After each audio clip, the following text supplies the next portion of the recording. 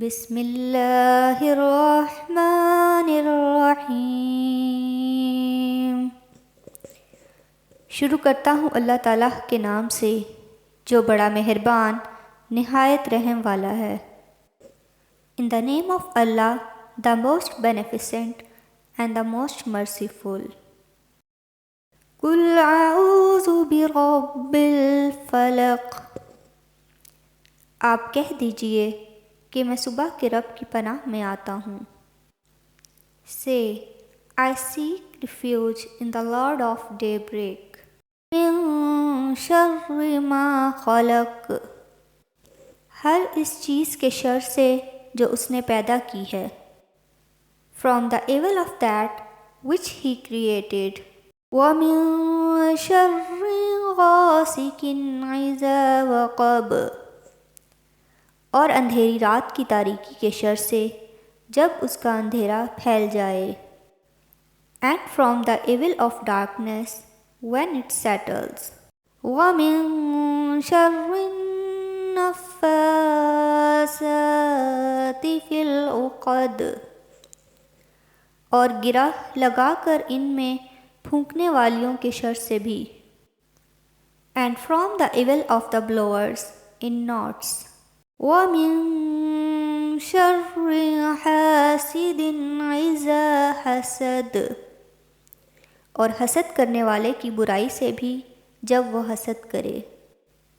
And from the evil of an envier when he envies۔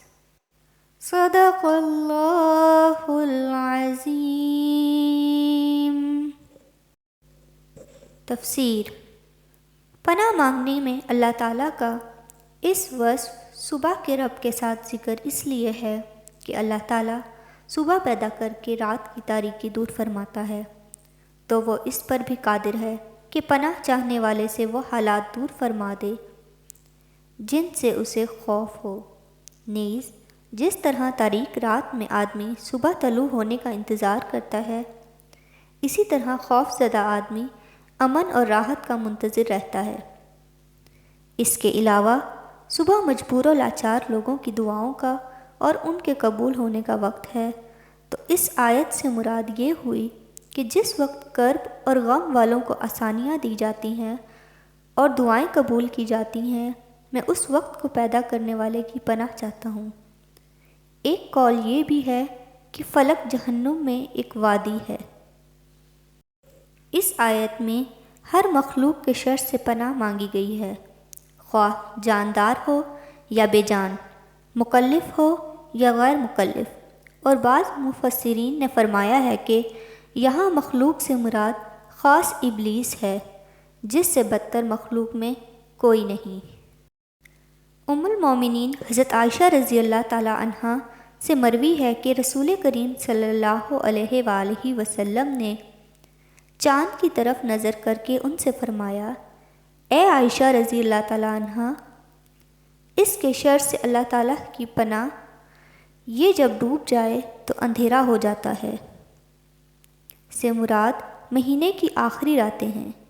جب چاند چھپ جاتا ہے تو جادو کے وہ عمل جو بیمار کرنے کے لیے ہیں اسی وقت میں کیے جاتے ہیں۔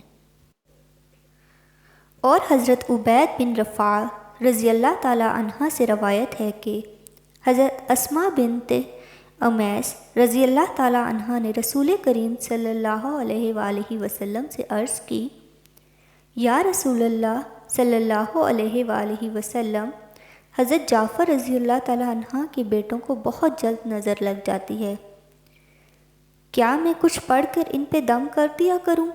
ارشاد فرمایا، ہاں، کیونکہ اگر کوئی چیز تقدیر سے سبقت لے جا سکتی ہے تو نظر ضرور اس سے سبقت لے جاتی۔ یعنی جادوگر عورتوں کے شر سے پناہ مانگتا ہوں جو ڈوروں میں گرہ لگا لگا کر ان میں جادو کے منتر پڑھ پڑھ کر پھونکتی ہیں، جیسا کہ لبید کی لڑکیوں نے نبی کریم صلی اللہ علیہ وآلہ وسلم پر جادو کرنے کے لیے کیا تھا۔ حضرت عائشہ صدیقہ رضی اللہ تعالیٰ عنہ سے روایت ہے، آپ فرماتی ہیں کہ جب حضور پر پر نور صلی اللہ علیہ وآلہ وسلم کے اہل میں سے کوئی بیمار ہوتا تو حضور اقدس صلی اللہ علیہ وآلہ وسلم معوذات یعنی سورہ فلق اور سورہ ناس پڑھ کر اس پر دم فرماتے۔ حسد والا وہ ہے جو دوسرے کی نعمت چھن جانے کی تمنا کرے۔ یہاں حاسد سے بطور خاص یہودی مراد ہیں جو نبی کریم صلی اللہ علیہ وآلہ وسلم سے حسد کرتے تھے، یا خاص لبید بن عاصم یہودی ہے۔ اور عمومی طور پر ہر حاسد سے پناہ کے لیے یہ آیت مبارکہ کافی ہے۔ حسد بدترین صفت ہے اور یہی سب سے پہلا گناہ ہے جو آسمان میں ابلیس سے سرزد ہوا اور زمین میں قابیل سے۔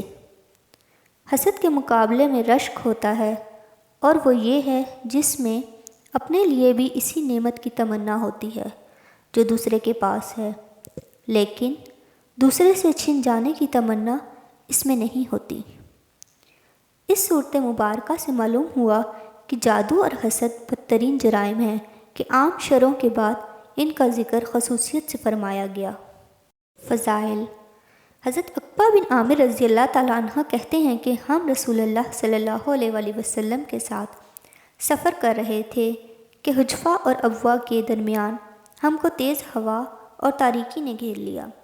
پس رسول اللہ صلی اللہ علیہ وآلہ وسلم نے قل اعوذ برب الفلق اور قل اعوذ برب الناس پڑھ پڑھ کر پناہ مانگنی شروع کی، اور مجھ سے فرمایا، اے عقبہ، پناہ مانگو ان دونوں صورتوں کے ذریعے سے کہ پناہ مانگنے کے سلسلے میں یہ دونوں صورتیں سب سے زیادہ بہتر ہیں۔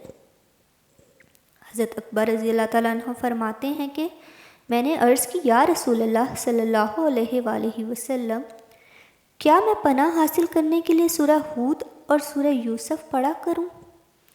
آپ صلی اللہ علیہ وآلہ وسلم نے فرمایا، قل اعوذ برب الفلق سے بہتر خدا کے نزدیک اس معاملے میں کوئی چیز نہیں۔